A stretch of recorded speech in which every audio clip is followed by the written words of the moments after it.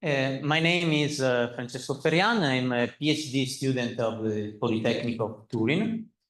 And today I will present this study related to the shielding on tensile parallel edge cracks, which was conducted in collaboration with the Iran University of Science and Technology. As we can see from these three figures that are available in the scientific literature, the presence of parallel edge cracks is a common problem in mechanical structures. In particular, when we have this type of cracks, it's important to evaluate the interaction between cracks. In particular, in these studies, we focus on the evaluation of the crack shielding between these cracks. Indeed, if we have parallel edge cracks, due to the proximity of these cracks, the effective crack driving force actually experienced at the tips of these cracks can be locally reduced. And in particular, this effective crack driving force can be evaluated by measuring the stress intensity factor at the crack tips. So in this study, we evaluated crack shielding and also then the size effect for tensile edge cracks. For this purpose, we consider three geometries with 1, 2, and 3 parallel edge cracks. We then perform an experimental campaign on these geometries. Then we obtain a theoretical estimation of the failure loads by implementing the fine fracture mechanic approach. And then we compare our experimental result with the theoretical prediction.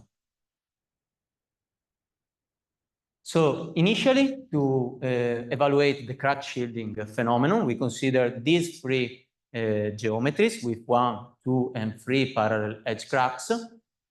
We obtain these samples through laser cutting of PMMA sheets with a thickness of 5 millimeters in order to ensure plane strain condition. And then through the sharpening of the crack tips using a fresh razor blade.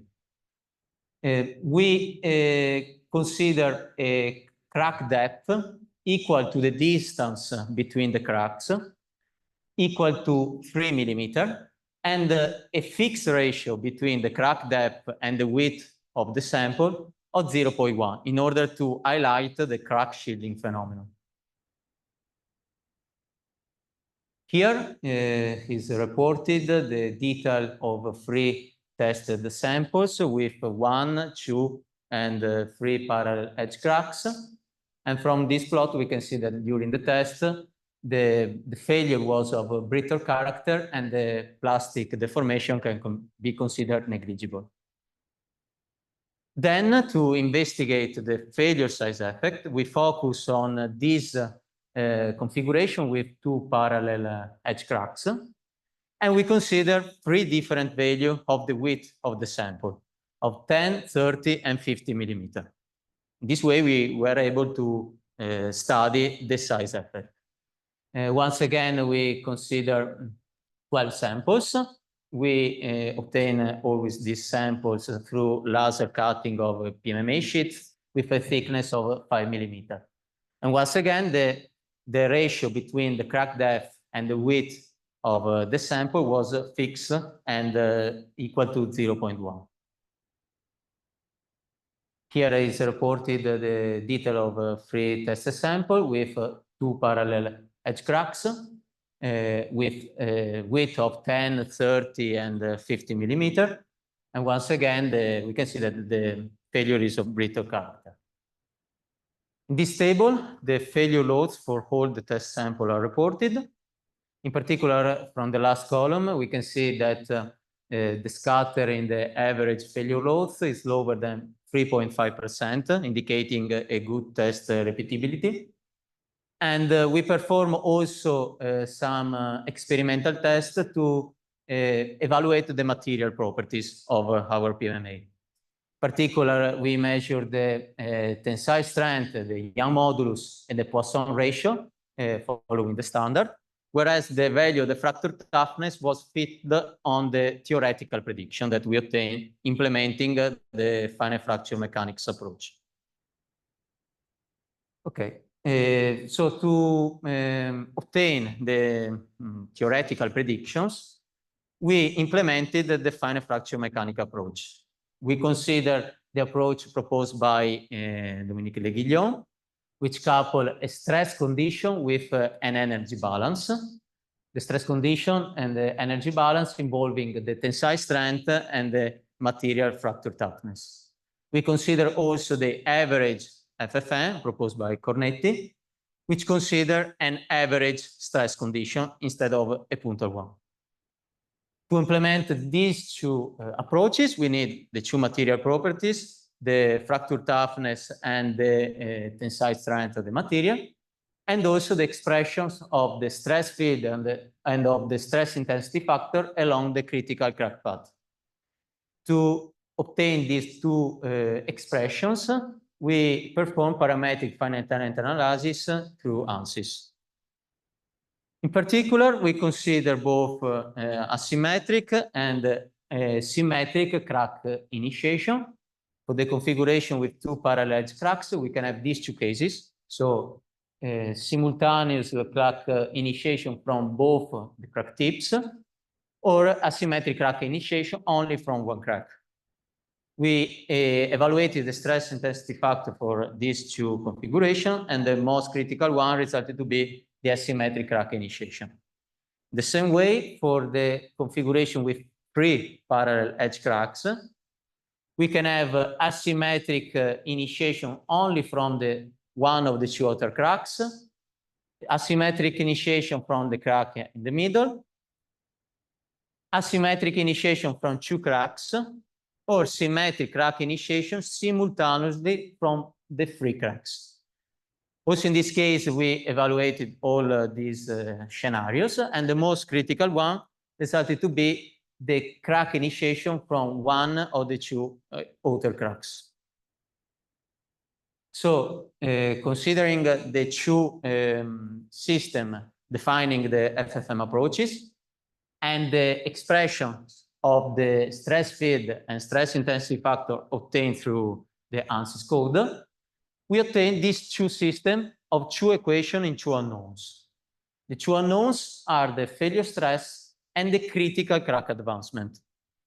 By solving these two systems, we obtain these plots. In the first one is reported the dimensionless failure stress as functions of the dimensionless size of the sample.